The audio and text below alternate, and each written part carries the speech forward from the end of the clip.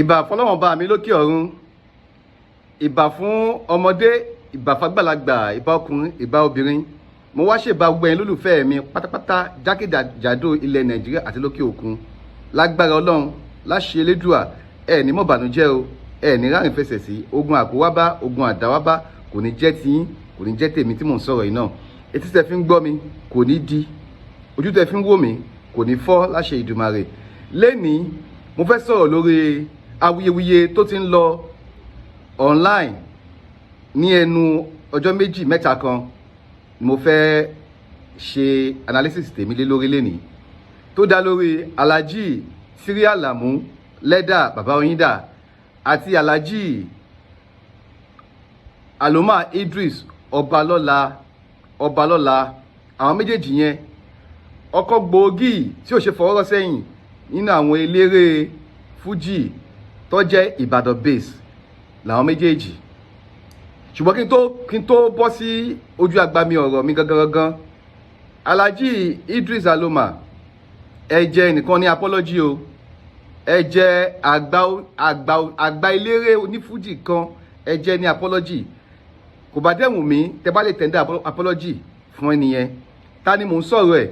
Alhaji Idris Aloma Obalola ẹ jẹ́ ààrẹ Ṣàṣínú Àkànní, ẹ jẹ́ wọn ní apology. Tẹ́ ẹ bá mọ̀ mo pè é ṣàkíyèsí ni, torí èmi bá yín kọ́lẹ̀ ni, torí mo mọ̀ pé máa yí padà di star lọ́la.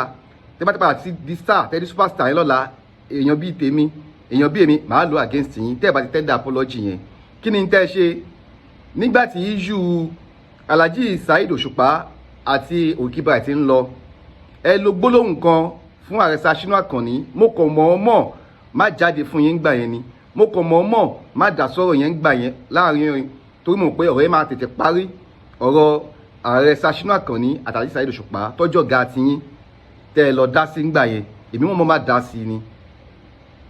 Kò bá dẹ̀wùn mí ẹ pé ní ìsìn tó ti parí ìjà yẹn wọn pè yín dání lọ síbẹ̀ pé kí ẹ lọ tẹ́ndà apology.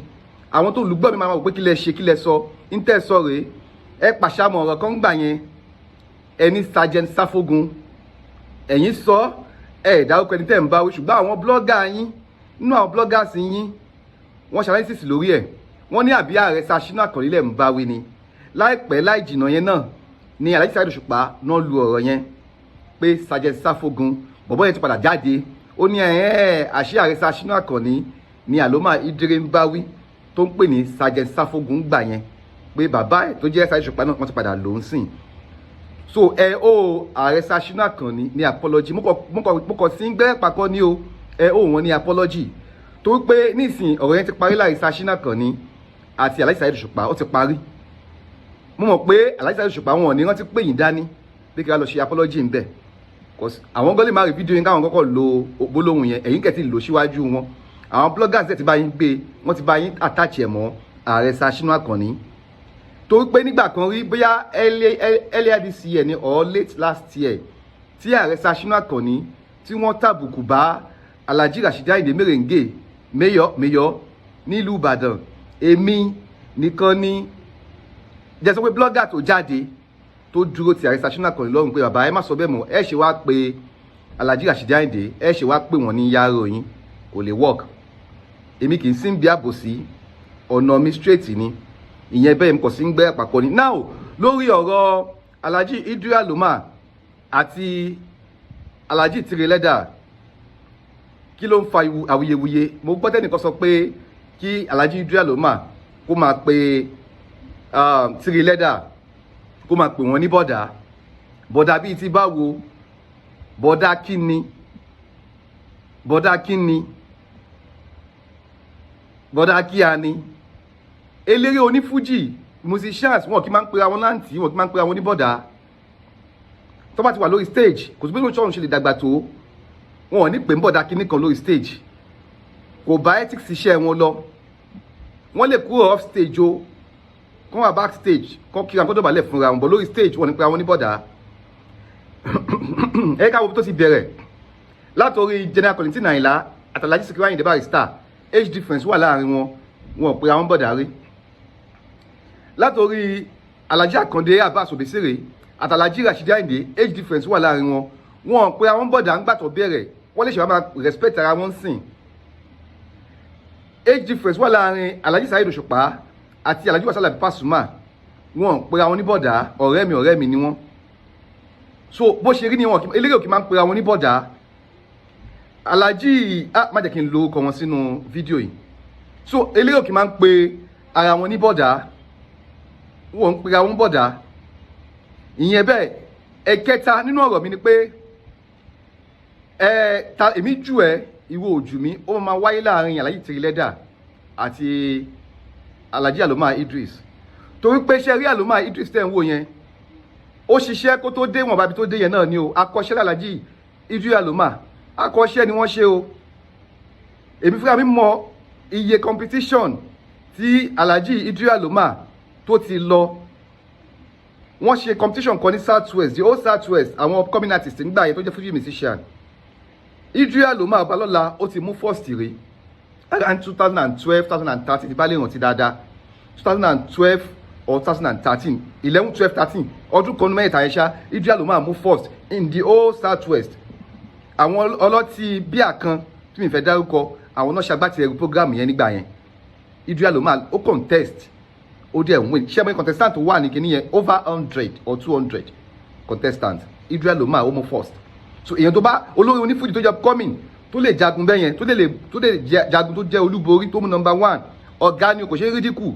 Definitely lyrically Idris Aloma ó good 100 ká fún un.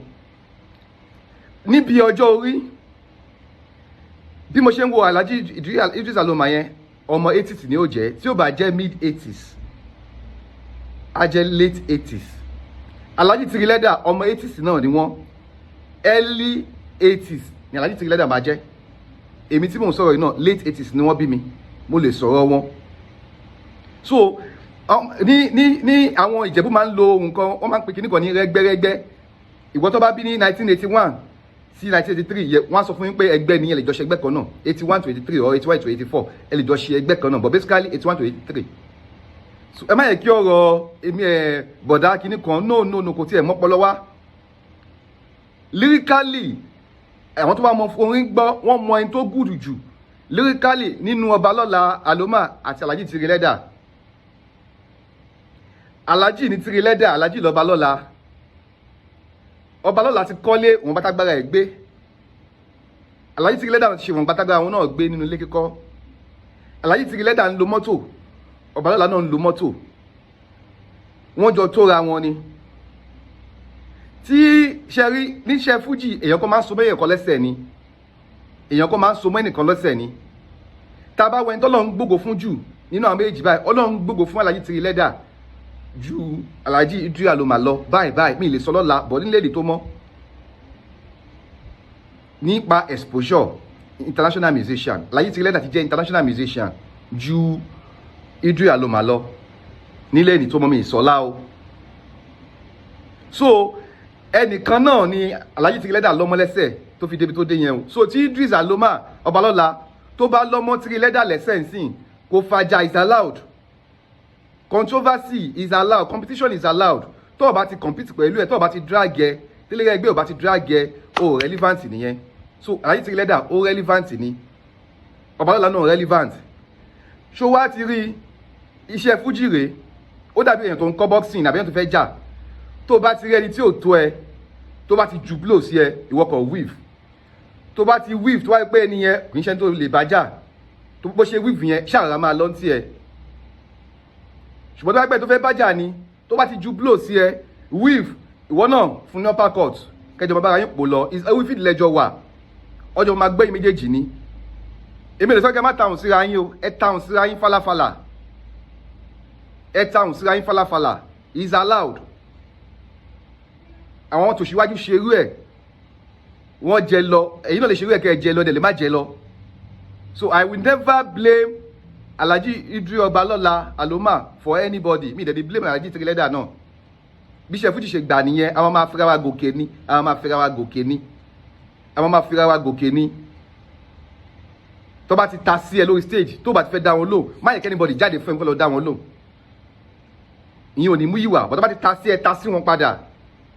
Tó bá pé o fẹ́ kó fi ẹ gòkè, o fẹ́ kó fi ẹ gba star tó bá ti ta sí ẹ ra ṣe kíni ọ̀rọ̀ máa wò tí ẹ má ṣe tì àti ẹ lọ kò dẹ̀ sí olórin tí ò kì í ju jábì mò ń lo times boxing ni kò sí olórin tí ò kì í ju jábì tí ò kì í jab ó máa true jab ṣáá ni Alhaji Tiri náà máa ń true jab láì mọye ìgbà bẹ́ẹ̀ Obalola náà ṣe ń true jab Alhaji Tiri lè máa true jab ó lè máa true jab títí ẹ̀ sí Obalola o Obalola ń true jab tiẹ̀ ó lè máa true ẹ̀ sí Alhaji Tiri tó pé Alhaji Tiri ló lè lọ́mọ lẹ́sẹ̀ ẹni tí Alhaji Tiri náà ń true jab tiẹ̀ náà sí Alhaji Tiri náà wò pé ẹni náà lòun náà lè lọ́mọ lẹ́sẹ̀ bó ṣe wà nìyẹn kò yẹ kó fàjà ẹ má dá sáàárín wọn bọ̀dá kíní kan ló yẹ kó máa pè é mo wá fún ẹ ní kíní kan ní no